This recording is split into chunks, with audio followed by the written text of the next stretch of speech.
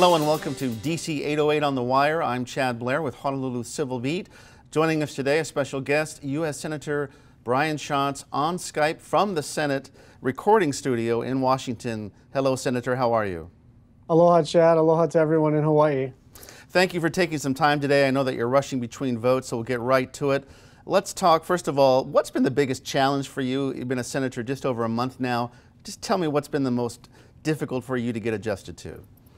Well, in terms of difficulty, I suppose the biggest challenge for someone who's been in government before is the Senate is designed to move slowly. It is designed to not to grind things to a halt, although that was the hallmark of the 112th Congress, but to slow things down. And so adjusting to that constitutional purpose of the United States Senate, which is to sort of have a so-called cooling effect on the passions of the House, and adjusting to that institutional inclination to move things slowly, I think, has been a challenge, but certainly one that I understand. And there are a number of colleagues who have been very kind to me and supportive of me in my committee work and on the floor. And so it's been all in all a great adjustment.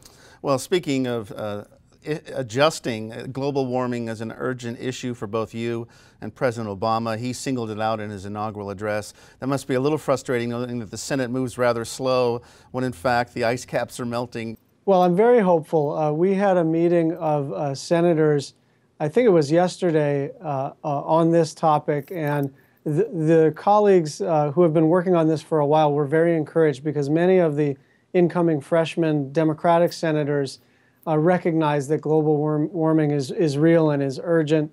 Bernie Sanders was there. My colleague, who's about my age, Martin Heinrich from New Mexico. I know Chris Murphy from Connecticut is passionate as well. And so our ranks are growing, and that's what it's going to take. It's going to take people from all over the country recognizing that this really is the challenge of our generation. The other good news is Secretary of State John Kerry, who's made this one of the hallmarks of his legislative career, and I think is going to be the first Secretary of State to really articulate a global vision for trying to solve this problem, because it is transnational.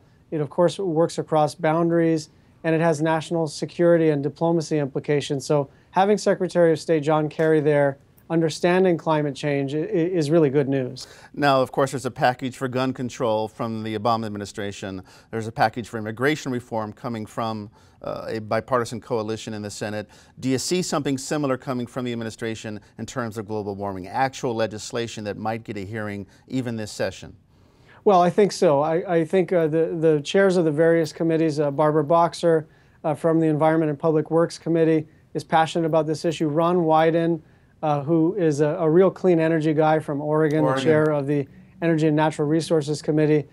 Jay Rockefeller, the Commerce Committee chair, they're all on board with moving forward with legislation. Now, we know the House is a different animal and has a different sort of political inclination, but we're going to work legislation on climate change and try to do whatever we can. And Hawaii can be an example to the rest of the nation in terms of what can be done to move towards a clean energy economy and still create jobs and have low unemployment. You mentioned Jay Rockefeller, West Virginia, coming from a coal state. What would you say to those naysayers, the folks that say, look, global climate change, it's just cyclical. If we start doing something to control, I don't know, cap and trade, whatever the deal might be, that's going to hurt jobs, and that's not good for America. Well, there are two things. First, the science is in. The issue is settled. I think there are some people out there who are very close to the coal and oil industry who want to pretend as though the science is not settled, but it certainly is. And if you're not interested in the science, you can just believe your own eyes and believe your own experience in terms of the recent weather, last year being the hottest on record in the continental United States. And so we've got to move forward. The other thing is, look, we can create clean energy jobs. This is going to be a different kind of industrial revolution, and North America and the United States of America has to lead this because in China, in Europe, in South America, people are moving forward with a clean energy economy. And if we don't do that, other countries will. Two more questions related to clean energy. There's a push now, Governor Abercrombie here, for liquid natural gas, to import that to Hawaii. Groups like the Sierra Club, Blue Planet say, wait a minute, that's really not taking us on that clean energy path. How do you answer that? Well, I think we have to deal with what is real in Hawaii. So we've been able to almost triple clean energy in the state of Hawaii over the last several years, from about 6% to about 18%, and those numbers will continue to rise. But the truth is that means that some significant percentage of our electricity generation comes from burning oil. That's what we do. We import oil and then we burn it, which is the dirtiest and most expensive proposition that you could possibly find.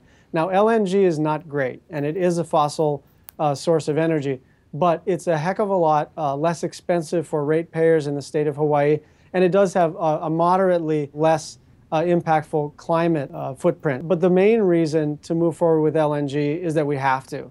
The choice is not, if the choice were between LNG and wind or LNG and geothermal, I would be for the wind and geothermal. But in the very short run, as we make this transition to a clean energy economy, we've got to burn baseload power, some fossil fuel, and LNG is just a better option for our economy, mostly because of price. My last question for you, I know you've been asked this before. You rode to Washington on Air Force One with President Obama. That's all anyone wants to know about. I know, the very day that you were named a senator. You got to give us a little detail. You must have talked about something pretty interesting in that brief time you saw him. Well, our conversation was very light, and he was very cordial, just really as a host on his airplane.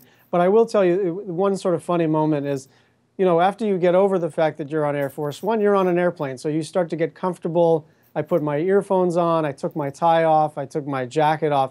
And right as I was starting to just relax, and probably about 10 minutes from dozing off completely, closing my eyes, and the president shows up, and I sort of bound out of my seat and said, "Oh, hello, Mr. President," and just thought I should have kept the tie on for another couple of minutes. But he was very kind, and he was able to come back and visit with us twice throughout the flight. And it's probably, it could be the last time I ever ride on Air Force One, because your schedules have to coincide exactly, or you have to be in a swing state. But either way, this may be the last time this happens for me. Was your family on the plane with you? No, I tried very hard to see if they had room, but they had to fly commercial, but that worked out fine for them as well. Okay, Senator Schatz, any final comments for the folks back home? No, I just appreciate you doing this, and aloha to everyone in Hawaii. Thank you, Senator. We'll look forward to doing this again. Take care. And for DC 808 on the Wire and Honolulu Civil Beat, I'm Chad Blair. Thanks for tuning in.